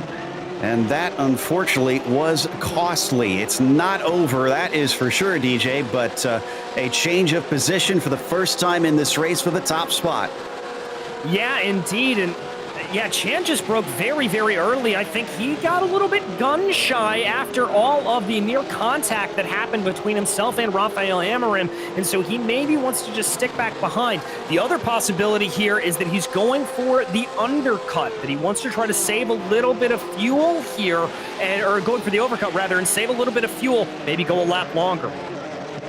Indeed, and yeah, he could still, let's see, they should have a few more laps that he can just sit and ride behind, and he knows that Amarim was able to ride behind him. So maybe this is his opportunity to just lift the throttle a little bit along the oval portion, but he's gonna have to be closer than this, that's for sure, if he wants to save any of that fuel. Everybody from 17th on back has stopped. We're still waiting, Rachel, for the top 16 to come in. And we hop over to Lacroix in the meantime, who's in a battle with Sidal and Stifle. Yeah, Robert Lacroix here from the Rennsport region of Zone 1 in 11th place at the moment. Keeping their eyes on Sidal and Stifle, like you mentioned there, just ahead of them as they come through the trioval here at the Auto Club Speedway there. And it's going to be an opportunity to suck up here with the two cars side by side. The draft isn't going to be as dramatic for them, but it will be for Lacroix. So hopefully an opportunity to get a big move here into 3. Yep. Pulling them in. It looks like Lacroix could maybe try to send it in deep if he wants. They're going to spread out to 3 wide. Sidal's got a little bit of the inside of Stifle. Stifle's going to be slow, takes a lot of curb. And here goes Matthew in the 55 round the outside. He's going to get the job done with the inside down into turn 5. Oh, a little bit deep, though. Trying to cut back underneath, and he says, no, you don't. Stifle has to stay back. Lacroix now has Reinsberg on him, DJ. Reinsberg going to try to look here, but this is a hard place to get an overtake done into 6 and 7. Now into that curved braking zone of turn 8. They bring the cars down and around. Oh, looks like Reinsberg lost a little bit of time there, but Lacroix able to keep himself pointing forward. A little bit of an update. Unfortunately, it looks like we have lost Julian Velez. I think that was a DQ for too many incidents. So one driver now already falling afoul of the track limits out here today. Continuing to watch from the tail of this train, Reinsberg now on to the main straight. We're getting down towards the end of the pit window from here. At some point, they're going to have to give up the ghost, Rachel, and come in for fuel. I think this is a game of chicken. Who waits till last? These guys do not want to stop. Riva as well, also going for this thing. I think we've got another 5 minutes maybe before they are in must-stop territory. So it's in one of those situations here where these guys have really been pushing this thing to the limits. They've all gone so much longer here than they have in all 3 previous races. Robert Cottle, who you see in the red machine, going to hug that white line. And Rava is going to have to go the long way around, but that longer distance just is costing him inches. And as we come over to Chan, he is no longer ahead of Braun. That's 3rd place now for the 000. What happened here? I think this is a slowdown, Joe. Let's take a look. Yeah, absolutely. I think you're right. He just pulls off the racing line, makes sure to stay out of the way, doesn't make himself dangerous for the other cars, and there goes Braun. And Nicky Chan, after at first looking like he had a good shot for a win, is seeing it slip farther and farther through his fingers. Rachel, it's already nearly 3 seconds, and it looks like actually 2nd and 3rd place are pitting already. Yeah, I think Chan has to come now as well. It would be stupid not to. They can regain the position, but they've already lost the time. Indeed. If you're on a slow lap, I mean, what better time to try and make the best of it here with a pit stop as we ride on board with Sang who is up to 6th. So you're going to see that work its way up to 4th, but that is before he takes his pit stop, because that was Braun and Chan who handed him that position. So they'll carry on nose to tail. Ahead of them, Eddie, they're in the 79. Oh my goodness, going way deep on the brakes there. Justin Sang thankfully does not lose control of the car, trying to cut back. Oh, Simon behind him is going to take a spin. Ian Simon, a lapped car, nearly getting into yet more trouble here. Yeah, Ian just not having a good day out there. Carried a lot of speed into the corner, and I think he just got his rear tires up onto the curbing through 3 and 4. Let's watch on board with him. Remember, he has just been plagued by issues this entire day. Gets it down into the corner, a little bit offline because of the defensive line of the 27. Brings it across. Yep, clip of that curb. Tried to get the power down while those right side tires were in the air, and that's enough to spin that 87 Porsche right around.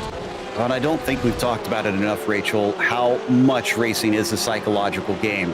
And I think we're seeing that here with Simon. Simon's not usually the sort of guy to make this many mistakes, but it almost looks like he's been rattled and he's letting it get to him.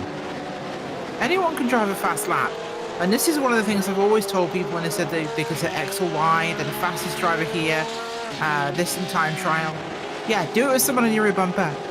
Do it with someone right behind you. Do it following somebody. Because racing and going fast are not the same thing. Rafael Amaro into pit road. Indeed. So that is our new leader into the lane. And Schum will carry on. Sang will carry on. Mazzariello will as well. We were watching the battle there between Craig and McNeely there briefly, as they had a great side-by-side going on in the infield. But the 56 of Schum now coming along into the left-right flick. He's got about, 18 seconds over Justin Sang right now. So Schum is running his own race with nobody around. But at 12 minutes left, this is looking likely that himself and the remaining 4 are going to be into pit lane as we watch from Kostanak. Yeah, and Derwin trying to close back on the back of that 128 right there, getting very, very close. I've got to imagine that there are a lot of these drivers going to be diving down pit lane. Ooh, a little bit of a fake out there for it, but Kostanak obviously having already come down. And I can report that Schum is pitting in, so he is going to hand back the lead here soon. Watching Kostanak and just how powerful the slipstream is. You can visibly see the car in front getting bigger in the windscreen, but he's going to run out of racetrack, or will he? He thinks he's got some space down there, and he just about gets side by side, but we've seen this story before, Rachel, and the battle actually carries on. Yeah, so it does. They're not giving an inch to each other here, and this one will go down to the wire. 11 minutes, 20 left on the clock, and whew, they have not stopped all race.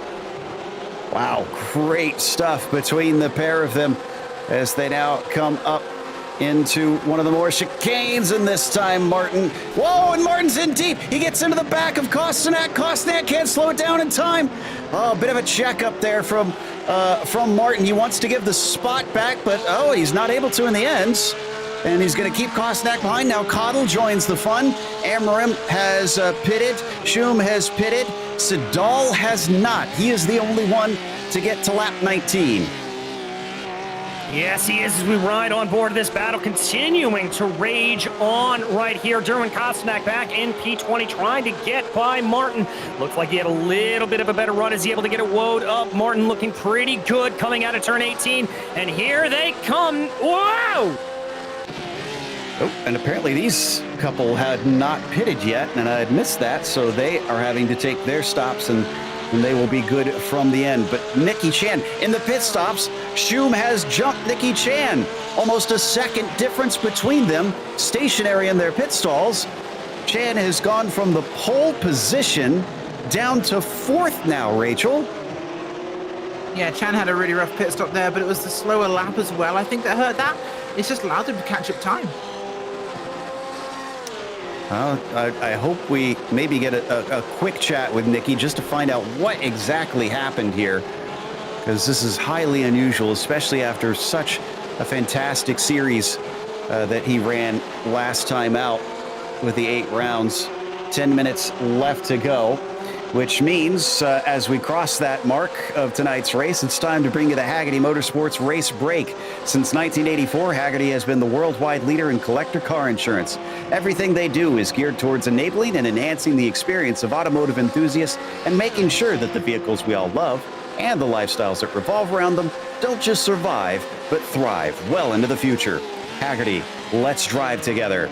Up at the top, Rafael Amorim currently leads the way and is feeling a lot better now in the second half of the race than the first one, because it's about 5 seconds back. Remember, he had to fight hard with Nicky Chan to try and peel that away. Back in second place, it is not Chan, it is Chris Braun, who started there and still sits there, but has also hovered around these spots and has been waving back and forth, but now is solidly in P2. Then it's Schum, who is in third. Came up from 9th on the grid, made a great pit stop. That jumped him up into a potential podium here based on the gap that he's pulled on 4th place. It's looking likely. That 4th place was our pole sitter, the 000, Nicky Chan. Unfortunately, quick on a single lap, but not on race pace. And he has some work to do for the remaining 2 tracks. Travis Brody is in P5 here today, up from 14th. Absolutely fantastic there from the number 20, but he's been done many better, not just one better, by Justin Sang failing to set a time and going from 29th and last to 6th position. That is phenomenal. Lyle Eady is in the number 79 in 7th place, also taking advantage of many drivers that seem to have trouble here today in the pro class and going up from 18th and actually trying to continue to challenge Sang, as you can see in front of him. After that, you get to the 996. That is Dave Craig there in 8th position. He is a bit in no man's land right now with about 2 seconds up to Eady and a 1.5 seconds back to McNeely. But we'll see if he can pick up the pace in this final bit to try and get some spots. Then it's Shea McNeely, who is up 1 spot from where he started. He had some great action early on in this race, and after the pit stops, it seems like everybody decided he was the smelly kid at school and has gone away from him, so he's just kind of running his own thing. Then in 10th, DJ Mazzariello is one we've seen briefly, but have only had to step in here and there. Wish we could have seen more, because he's gone up from 19th to 10th. Indeed, he has. Behind him, Morgan Gerlach, who is currently trying to fend off the advances of Rodney Campbell. Behind him, the Rally Sport region driver in Zone 4. And as I said, Rodney Campbell right there behind him in P12, the number 62. They are all part of a big train here that runs back. Behind them, it's Joe Stiefel, who's the Chicago region driver out of Zone 13, trying to close in on the back, but he's got Rick Reisenberg directly behind him in the number 10, trying to see what he can do with Robert LaCroix right there as well. A lot of good paddling there for those 5 positions. Back in 16th, well, that's Robert Rose, the Shenandoah region driver, in his own little bit of a battle with Mario Gonzalez, who rides around in 17th place. Then we get a little bit of a break with Robert Cottle in the Intermountain driver, Zone 9 in the 89 machine, running back in 18th.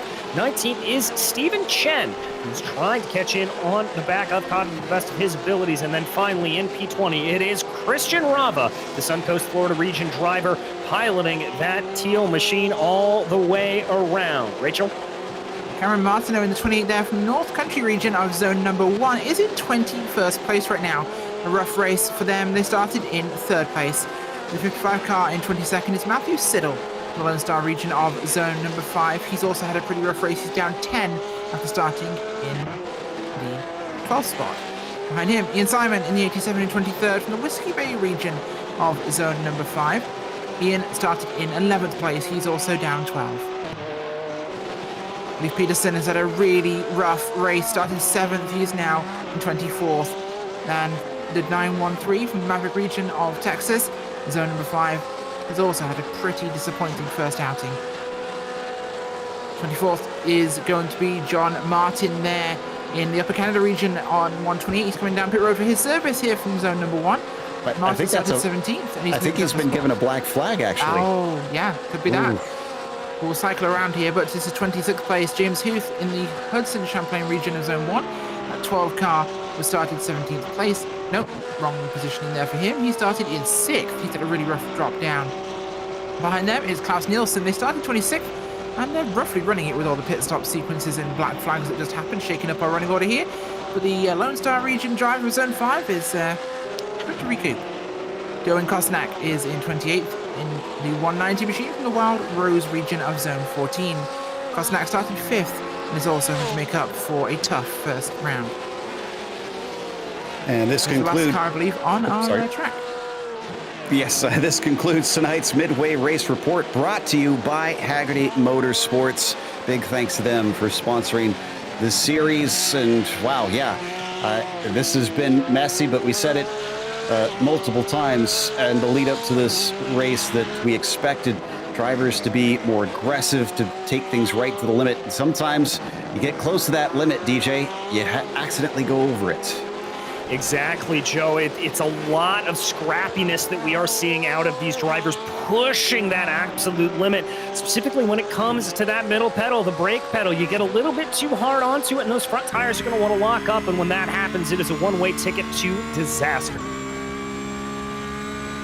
So we're starting to see a little bit of settling in, but this is one of the few battles that is still raging. This is for 6th position, with Lyle looking through his windscreen and seeing Sang having come up from the very back of the pack and has been holding on to him. We've actually checked in on this, I believe, before the pit stops, and that did not take them apart. So as the 79 tries his best to see if maybe he could get one of those back, keep Justin from getting one of the many that he has overtaken here today. He's only got about 2.5 minutes left to do it. Campbell, in the meantime, here we go. Nice run and a good bit of slipstream as he pokes his nose up to the high side. Rachel, he's got great momentum here.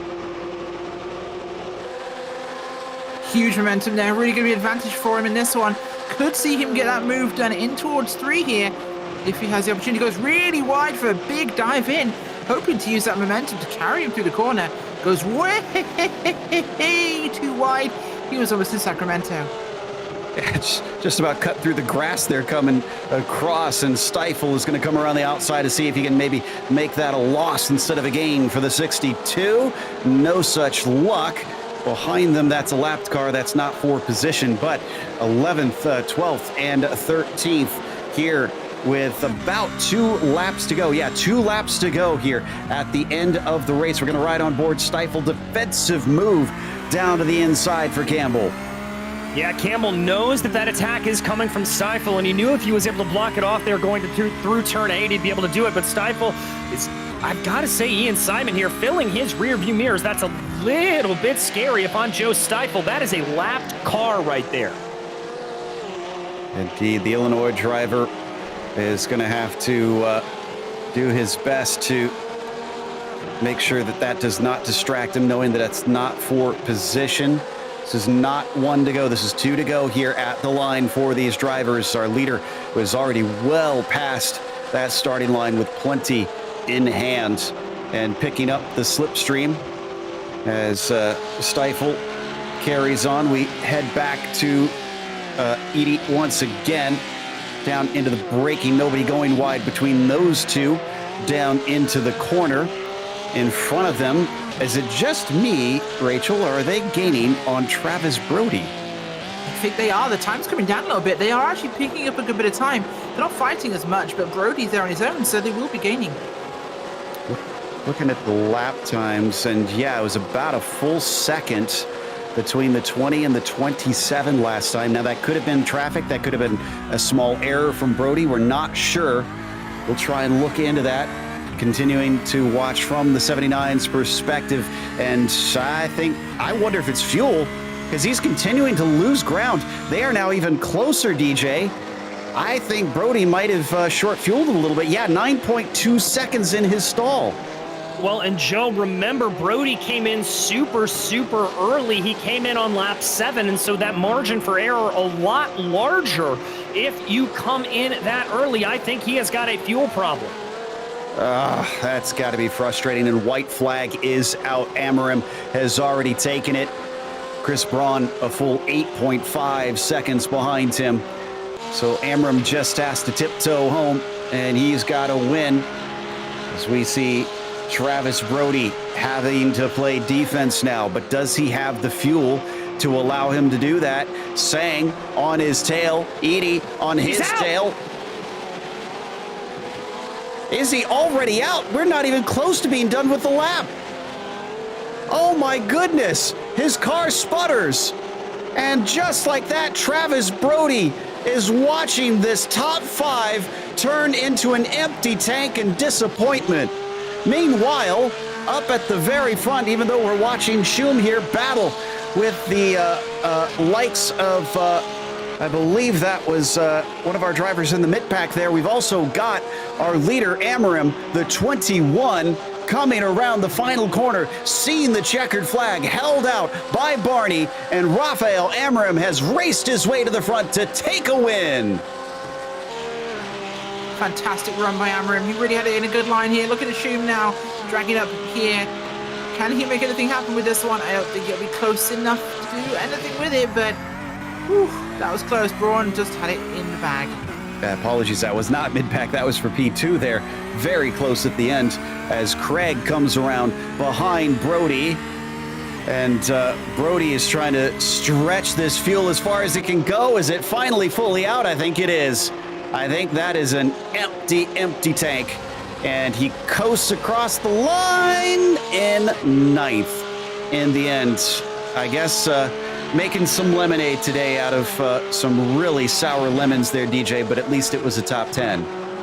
Yeah, very lucky to get into that top 10 as we watch the last couple of cars coming across the line here. That's Cottle and Stephen Chen. They will cross over in 18th and 19th to close this battle out there. Christian Rava coming around behind them to finish out the drivers here on the lead lap. Man, what disappointment for Leif Peterson. Last driver to finish all 26 laps here today. But up at the top of that order, Rafael Amram is your winner. Chris Braun just couldn't hang, even though at first it looked like it was going to be a fight between himself and Amram, but for second. And he still claims that second place, probably not in the circumstances he wanted. Schum was third after he climbed his way up from 9th, and somehow mysteriously Nicky Chan just seemed to not be able to keep pace even though he was on the pole. He fell down to 4th. Justin Sang, a top 5 out of that one. What could have been if he actually managed to get a qualifying time in? Regardless, that had to be a blast for him. Lyle Eddy will finish in 6th from 18th as Dave Craig was 7th. Then it's Shea McNeely in the 8th position. Travis Brody miscalculating on the fuel, and that will put him down in 9th as Jeremy Mazzariello will finish in 10th. DJ? Morgan Gerlop was able to come home in 11th, just barely holding off Rodney Campbell behind him, with Joe Stifel in 13th and Robert LaCroix in 14th. 15th was Rick Reisenberg with Mario Gonzalez behind him, Robert Rose and Robert Cottle in 17th and 18th. Stephen Chen, you saw cross over the line in 19th, and Christian Rava rounds out your top 20. 21st was Cameron Martineau there. 22nd, Matthew Siddle. Leif Peterson last car on the lead lap in 23rd. One lap down, James Huth in 24th. Klaus Nielsen 25th. Ian Simon 26th. Derwin Kosnak 27th and 28th. John Martin, with Julian Velez, a retiree, in 29th. That takes us to our winner, Rafael Amram, here today.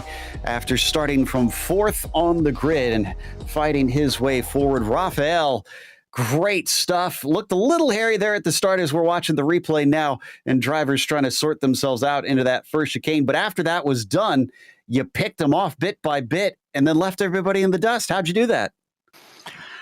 Well, it was a fun race. At the beginning, my goal was just to survive. I knew it was going to get messy in the first turn, and I just wanted to be conservative and make it through. So I think that worked. And then you need to use a bit of patience. It's a tough track to pass, especially passing on the outside there, but got some cooperation from the other drivers as well, and in the end, all things worked out. So it was a fun race.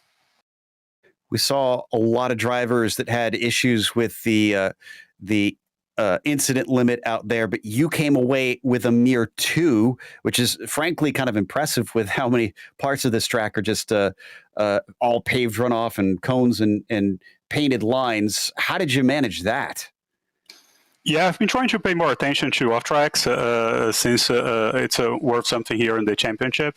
Obviously, still finish with 2, but I've been trying to drive a bit more conservatively and not use the whole track and leave a bit of room for kind of a bit of margin for error, so that if I make a mistake or if I'm going too fast, I don't get an off track. You've set yourself a high standard here in the first race, heading off to Barber and then eventually to VIR. Is it something where you could sweep it, take 2 more wins, or are you going to find that tough? Well, it's certainly going to be tough. I'll try. I love both Barber and VIR, but those tracks are just so difficult. So I'm sure it's going to be a lot of fun. Obviously, we'll try to finish as high as I can, and if I can take the win, great. If not, I'm in this for the fun and just for the community as well. Well, again, congratulations. Who helped make this victory possible for you?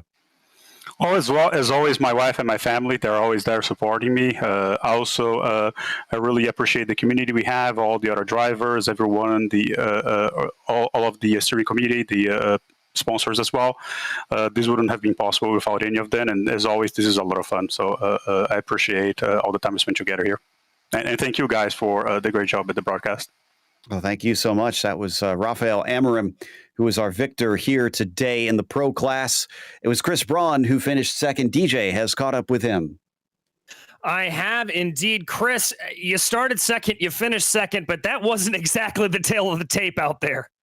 No, yeah, when it was on the podium on with Nikki and me coming off the line, I thought we were going to be able to hold back the rest of the crew, but that wasn't the case. Amram got by, and Nikki had a penalty slowdown, so he let me by. So that got me second, and I managed to hold it, which wasn't easy. I saw Jacob coming. I thought I was going to be able to hold him off. I had a bad pit entry and a bad pit exit, so he gained a couple seconds, and he was there at the end, so I was sweating. Well, when you're in that position and you're driving out of your rearview mirrors, how much do you find that really affects your overall driving style, or are you just kind of able to zone that out and keep looking forward? Yeah, well, it used to affect me a lot. Not so much anymore. I just drive the car to where I can drive it. My fronts were falling off a little bit, so I knew I had to back up the braking zone. There's only a few places where I thought Jacob could make it happen. So I was protecting there and wasn't really worried about the other places. So it didn't really affect me that much. Well, we head to Barber next time out, another place that is highly, highly technical, a lot like this infield section. Do you think you can keep this battle going with Rafael and Jacob and Nikki throughout that tricky circuit? I think so. Some of the fast guys were missing tonight, so it'll be a whole nother ball game next week. But I like Barber a lot, so I think Zone 1's going to do well there, and looking forward to it. Well, we wish you the best of luck, my friend. Anybody you'd like to thank for this podium finish tonight? I'd like to thank Chad Dick. He was my wingman tonight, and I was his wingman on Wednesday. We both came in second, so I guess we're good luck for each other. Also, Nicky Chan, he really got me fast the last couple of days. I was watching his telemetry, and he was helping me out. So I definitely want to thank him for finding the pace for me. Well, thank you, and congratulations once again. That was Chris Braun, your second place finisher here today. And Rachel, I believe you've caught up with Jacob Schum, our third place finisher.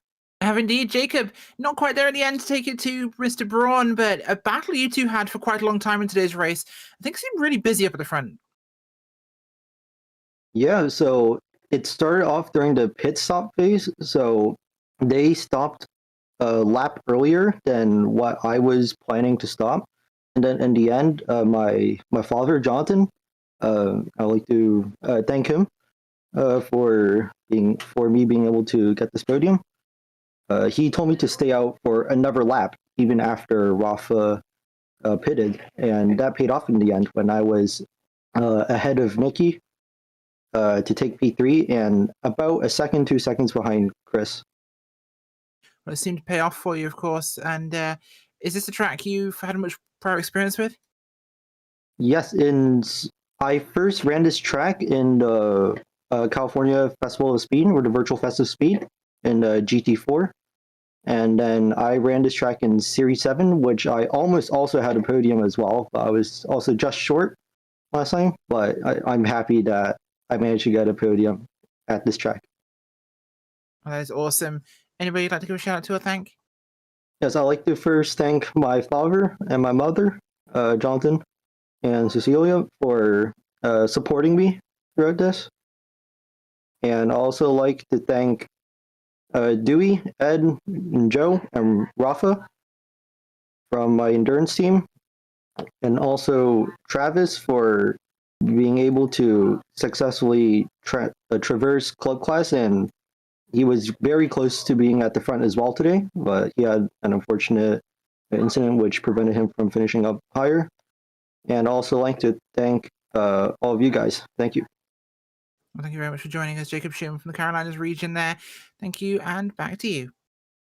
Yes, and we've got one last interview. We have been joined by Nikki Chan. And Nikki, you gave us a mystery that we wanted to try and solve. What was the difference between the qualifying pace and the race pace? Because you just seemed to go a little bit backwards. What was the deal?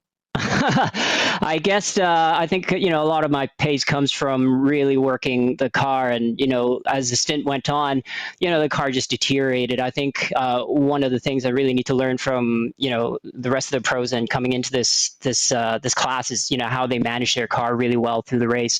So my wife always said I didn't have endurance, and I never believed her, but now I know. I'm not going to touch that one, but man, it's got to feel, I'm sure, a little bit disappointing, especially since some of the drivers who finished in front of you said they even had some help from you with telemetry and whatnot. Is there something where you're going to go back to them and say, okay, what can I learn from you now? Oh, I'm always looking at telemetry and, through my team and sharing and kind of experimenting. So, leading up to, this race, team races, or even, other things like Daytona 24, we work on things together a lot. And even within like this race, the team strategy, there's certain elements where, we try to help each other out as much as possible. So it's a lot of push and pull and just to get everybody as high up as possible. Well, commiserations that it wasn't a podium. Is there anybody that you want to shout out to while we at least got you? Yeah, definitely. I think the first one definitely needs to go to Hagerty for making this happen. And also my wife, for pointing out my errors. And last but not least, a lot of the Zone 1 teammates that, we try to elevate each other. So I'm really thankful for having such good camaraderie in our team. That sounds like there is a great rapport that is going on there. That was Nikki Chan, who finished in 4th today, which is going to wrap us up. But again, don't forget, we have more racing this season because we'll see you next time at Barber for the Challenge and Sport classes. That all kicks off at 9 p.m. Eastern on Wednesday, February 25th, and that'll be live here on Podium Esports. Thank you so much to our series sponsor, Hagerty Motorsports, and also a big thank you to the steering committee at PCA Sim Racing. And a huge thanks to our team tonight, DJ, Rachel, Ryan, Nick, and Dougie. Also, none of this is possible without those behind the scenes at Podium Esports, Ryan Bauer, Gary Sexton, and John Theodore. Thank you so much for watching tonight's broadcast of PCA Sim Racing presented by Hagerty. I'm Joe Peak, and I'll see you on the track.